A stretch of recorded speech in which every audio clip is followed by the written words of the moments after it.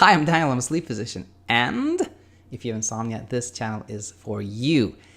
Generally speaking, using a sleep tracker is a terrible idea if you have insomnia. But if you, like Kayleb, have a paradoxical insomnia, if you're not sure how much you sleep and knowing that you sleep a little bit more than you think could bring you reassurance, it just might be a good idea. Super duper nice having you back here. Hope you're doing fantastic today. And if you're new to the channel, a big welcome to you. As mentioned, we're going to look at an email from Kayleb and see how he has been using a sleep tracker to his benefit. And for most people that have insomnia, tracking your sleep using a device is not good because it just brings more attention to your sleep. It's you focus more on your sleep. It's another thing that brings attention to the sleep. And generally speaking, when you have insomnia, the best approach is what Nick Wignall from Talking Insomnia episode 8, a great one if you want to listen to that, what he calls set it and forget it. You using CBTI techniques, bedtime restriction, you set a sleep window. And if you're new to the channel, go back to the first episodes, you'll understand everything I'm talking about. So you set a window from, let's say, 11 to 5:30. Okay, so you're going to go to bed not before 11 and get up at 5:30. But apart from that, you forget it. Like, you try not to think about sleep. That is a really good approach. It works for a lot of people. Now, there are a subset of people with insomnia who have paradoxical insomnia. And that really entails underestimating quite significantly how much you sleep. In some cases, it's kind of extreme. Like, people say, I don't sleep at all, but they actually sleep like 7 hours. That is very uncommon. But much more commonly, somebody may feel like they sleep 3 hours, but they actually sleep 5.5, or they think they sleep 4 hours, but they actually slept, 6 or something like that. That is not uncommon at all. And when like underestimating how much you sleep, or just like not having a clue how much you sleep, is the predominant part of your insomnia, then you have paradoxical insomnia. And, I've been kind of like thinking about this. And in fact, I communicated with Ellen and I suggested to Ellen, like, maybe, you should consider using a sleep tracker to kind of get like a little bit of objective data on how you sleep. And Ellen said, no, I don't think that's for me. That will just kind of, make me more anxious. And that's generally speaking, that is a sound approach. And I just agree with that. I think, yeah, you have that feeling.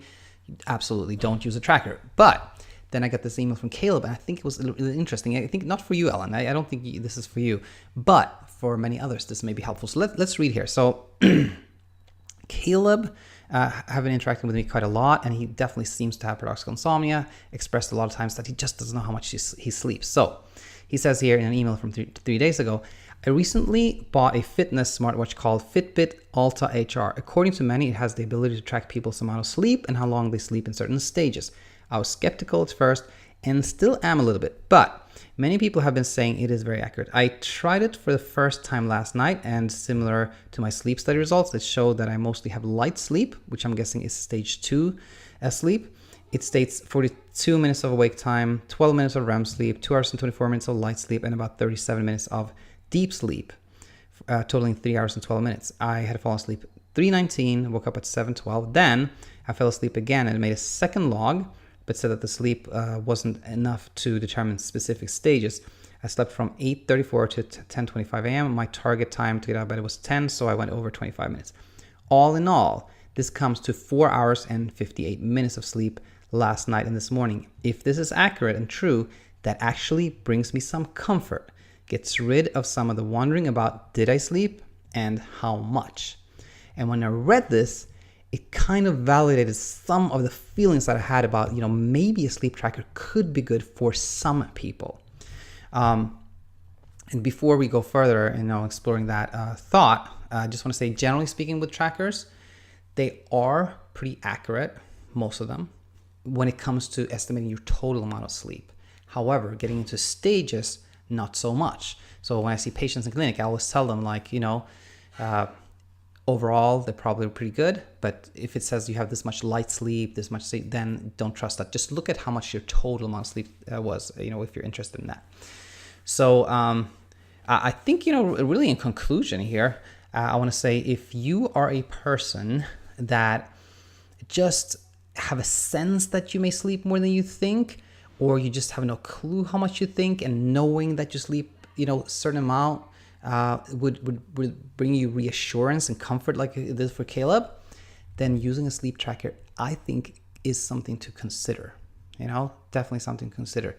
But again, if you have like the kind of more typical insomnia, and it's not so much this like you don't have a clue how much you sleep type thing, then avoiding a sleep tracker is good. And by the way, for you, Kayleb, and anybody else that has paradoxical insomnia and is using a tracker to kind of just confirm or reassure yourself that you're sleeping, at least a reasonable amount, then long term, I still believe that long term, it's better to like, give your insomnia less attention, even the paradoxical insomnia. So I think long term, if you can get to a point where you're like, you know what, I've been tracking for a while now, and I pretty consistently get 5 hours or 5.5 or whatever it is, then it's probably better to stop tracking, and just like focus less on sleep. That said, again, like to counter my own argument, if you feel like you're tracking your sleep and just checking it every day and you're feeling good and you're happy with your life, then of course that's good. But I think for most people, getting to a point where you don't even want to track, even for paradoxical insomnia, is probably the best long-term solution. So hope this was helpful. And if you have any questions, please leave a comment or send me an email, daniel@insomniainsight.co, and hope to see you back real soon. Until then, take it easy.